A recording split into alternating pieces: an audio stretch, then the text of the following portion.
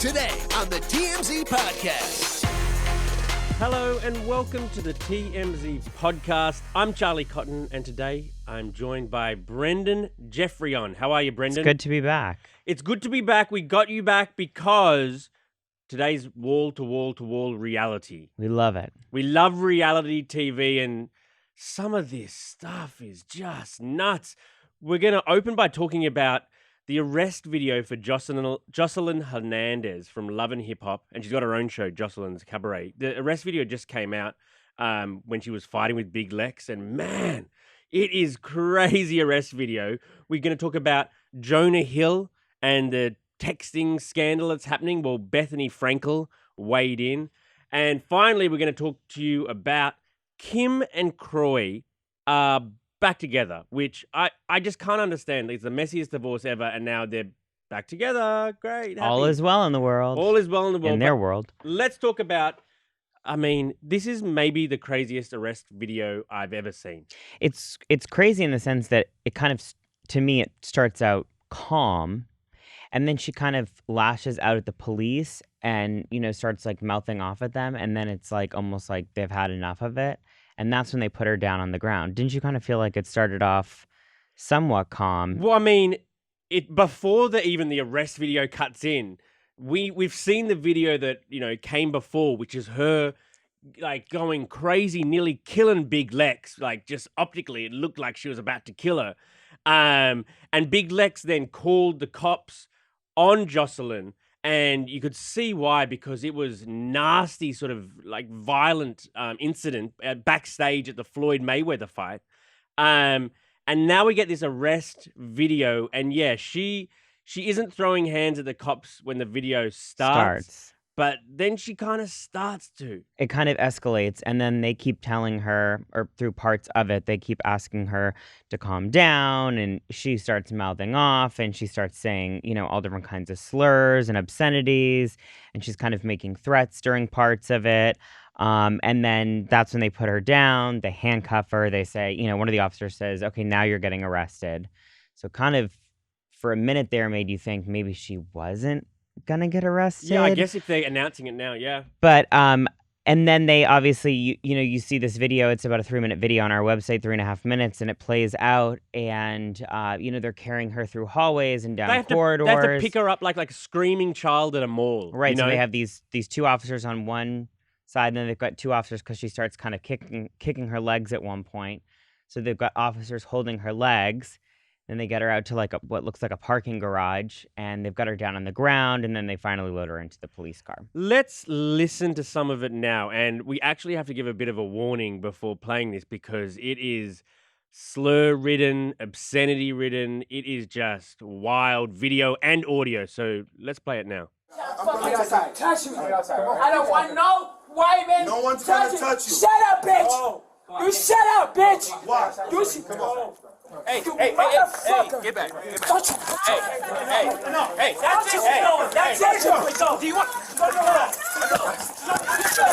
Y'all gonna kill me? It all starts because she threw her phone at a cop and then started hitting another. It is just, what is this woman doing? Like, who is she? It's like that lunge with the phone is kind of, I think, what did, like, where she got in trouble. Yeah, right? I mean, because everything's calm, and then she kind of, she's obviously still filled with anger from whatever had just happened. The fight that had happened outside in the hallway, and you can tell she's just still so upset about the look on her whatever face. happened between her and her. And it's like she lunges at what I would assume is a cop. Yeah. You can't see who she's lunging at, but one would assume, I guess, it's a cop because the other cops kind of come in. But it's just a chaotic scene behind the scenes there. I don't know. I mean, I guess they were trying to calm her down, and they were giving her the opportunity to calm down. But she's obviously, filled with rage over the whole situation and everything that's going on back there. Yeah, look, I mean, maybe they weren't going to arrest her when they first sort of got to the scene. But after they had seen the video that came out and went viral of the fight with Big Lex, she was gonna get in trouble for that. But now that you just add to the rap sheet, she's on at least 4 charges, including trespassing and battery. And my takeaway from this, apart from just like Joseline Hernandez is just the most mind-blowing individual. Like how you can do that to cop like on video. I didn't even get it. But now I kind of want to watch her show. That's what I'm thinking. Well, I mean, in a situation like that, I kind of, she's done so much reality TV over the years. I mean, she's a big star in reality TV. I wonder if producers were wishing they were filming at the time. I mean, well, they've got all the footage now anyway. Yeah, I guess they could obtain this body camera. It's crazy. I mean, and then she went on and she created merchandise, I guess, out of the whole situation by she took the picture of her mugshot. Put it on and t-shirts. put it on merch and is selling it. I mean, listen, I admire that. Hey, that. If you're gonna have to go through all of that, you might as well, capitalize off of it, I guess. But like, I was going through her Instagram, this morning, and she's got, season 4 of her show. I'd never even heard of her personally. Like season 4 of her show, Joseline's Cabaret, coming out, which is basically, is she just like auditioning girls for a cabaret and they live in a house and fight each other? I'm telling you, she has ruled the reality TV world for a very long time. I didn't even know season 4 of that show. Well, here you go. So see? Put it on your This is going to TV. give her a season, would you say season 4 she's doing now? It's so season 5 will be it's probably already locked. I mean, it is. Like, her fate is sealed. It's crazy how you can do something this, like, unhinged, and it's just so good for your life. Again, and we still don't know what the argument between her and Big Lex. Right. But Big Lex was on Joseline's Cabaret at one point in time, that TV show. And I know that, when all this was going on, the day of, we were digging and talking to, sources that were in both of their camps, and we just couldn't get to the bottom of what was the fight about. Snitches get stitches. But it makes you wonder, are they waiting for the show to for come the out? next season? Well, I mean, I'll watch now, and it's just like, my God, this is just reality TV gold, and we're on a reality TV gold train lately. And let's keep on chugging. Oh, that's a boat, actually. Let's keep on the rails. No, let's get off the rails. Bethenny Frankel has weighed in on the Jonah Hill saga. This is just another mind-blowing reality thing. This one kind of drives me crazy because Fill us in. Bethenny, okay, so there's this whole thing. Jonah Hill's the ex-girlfriend. She, over the weekend, came out and posted all these text messages that she claims are between her and him. While they were together like a year ago. Right, while they were together. A lot of people said, we're accusing him of being misogynistic, that the text messages were misogynistic and all of that. You take it how it is. I guess everyone is open to their own opinion, right? Right. I was reading a lot of comments online over the weekend, just heavily on social media. I saw a lot of comments going in the direction of almost being on more Team Jonah's side, in the sense of, listen, when you're dating someone, everyone has an expectation. They have different wants and needs. Yeah. So there were deal breakers and red flags and things that you got to communicate that to a partner if you want to successful. You got to have a good open communication about your likes and dislikes. Otherwise, the relationship might not work. Right. So you had a lot of people, going that way. Then you had a lot of people also, going the misogynistic way. Anyways, so now Bethenny Frankel has chimed in, and she's calling, Jonah this low-grade dick. Yeah, we can I swear say on that? the podcast. Yeah. Let's actually listen to Bethenny's like, I think it's the Instagram story right now. My perspective is the following. I did The Tonight Show with Jay Leno, and Jonah Hill was the first guest, and he was a low-grade dick. Still, these texts seem crazy, and there are texts that I've sent to people and that people have sent to me that would seem nuts in a vacuum. And I want to know from you where the line is in what texts and phone calls should be shared. Are texts free game, like fair game? Has he abused her in a way that this is a cry for help and she needs help and she will not be silenced anymore? Because they both seem a little nuts. Like, this is kind of crazy. Not only is those texts came out about, their back and forth and misogynistic type stuff, but she also put up new texts last night, basically saying, exposing that she wasn't happy that Jonah Hill had broken up with her and called things off officially, like the day he was pictured with this new one, this new girl that he's now got a baby with. And so she texted him that day and she put up these screenshots saying that Jonah I'd appreciate if you made that woman aware how recently you've been flirting with me, sexting with me, leaning on me for partner level emotional support. And so this is just a jilted ex who's really pissed that she wasn't kind of that one, the woman of... She loves Jonah Hill. She's got a lot of, emotion towards him. Man, what do you think about all of this now? Well, the Bethenny thing, I have a lot to say about that. Okay. Because Bethenny Frankel has an opinion about everything. Her TikTok every day, she's commenting on every damn thing out there. I'd love to see some text messages that Bethenny Frankel said, like she said there. Anyways, for the Jonah stuff, I think that if this girl feels this way, I think this is going to screw her up in the long run, because she's never going to date a celebrity again. No. Because she's revealing all these private text messages. So what celebrity is going to want to date this girl now? Because they're going to be like, okay, if it doesn't end how she wants it to end, she's just going to drop the receipts. I think this is something that should be handled privately. Yes. On the other hand, you also have it from the point in these text messages that you're bringing up now, where she's saying they came out on the day that he was photographed with a new woman. So maybe he went out with this new woman, not realizing that the cameras were following him. Well, and he's got to realize that he's Jonah Hill, and that this is the big issue with being a celebrity. This is a really big downside that you can't hard sort to of sneak around. It's hard, and that's what Jonah basically said as well. Like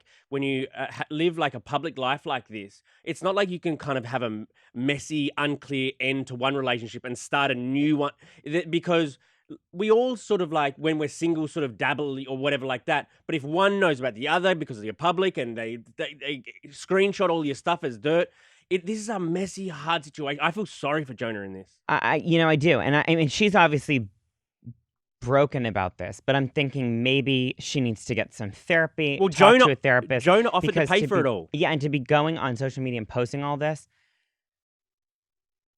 it screams a little bit crazy. Yeah, I mean, I would be turned off by someone like this. Like, if I was someone that thought, oh, she's hot, maybe I'll go after her, and now knowing she's single, now I've been turned off because she's just airing the dirty laundry instead of trying. Who knows? Maybe she tried to handle it with him behind the scenes. Well, to begin with, I thought that she was trying to make some point, some feminist, anti-misogynistic. Right, the ones from the weekend. Yeah, she was trying to like stand up for something. But now that she's just like. Her Instagram is littered with various screenshots of different little arguments, different things that happen. She is just an ex-girlfriend who wishes she was a main girlfriend. She wishes she was the one with the baby with Jonah. This is how it seems to me anyway. And she obviously still has feelings for him, and he doesn't have feelings for her. Yeah, he's moved on, and she hasn't. Yeah. That's the way it reads, I think. And so, man, how embarrassing for both of them. I feel for Jonah Hill, but. Oh, God, it's not a good look for anyone. I think she needs to talk it out with someone. Well, as I said... behind the scenes. Jonah Hill, in one of the screenshots, offered to pay for her therapy. And maybe that's condescending, but he offered to pay for her therapy. I think she should have taken him up on it. I think maybe. I don't know if the offer's still there. I don't know either. On to our final story. Kim Zolciak and Kroy Biermann. They were going through one of the messiest divorces, most acrimonious divorces ever, with he said, she said, name calling, different like abusive accusations. I mean, we were being told they hated each other. They're back together. They're back. How? Church, God. Okay. Allegedly. So God is the matchmaker. So it's the whole thing is crazy because I've talked to multiple people around both of them, and what's weird here is it's like I said, I mean, 2 weeks ago, we did a story that they were telling people they absolutely hated each other. And then we get last Sunday, we get video of them at this church in Atlanta. Yeah. And they've got their 4 kids, the young kids, and they're walking in a church. And we're kind of like looking at it, and it's like, wow, they don't really seem like they hate each other. I mean, it's not like they're walking in a church holding hands and, but they're together. Showing PDA, but they're together. As a if you family. hate each other and you're going through a divorce, I mean, unless you're trying to put on some united front for the press or the public, I mean, what's But they've been the doing point in anything doing that? but doing that for like a couple months now. It's like showing that they're enemies. Right. And so then it's weird they'd be seen together. And then on Friday, it's like I'm just sitting at my desk and like our court team sends these documents and it's like file to dismiss divorce. I'm like, what? So Kim is a longtime believer.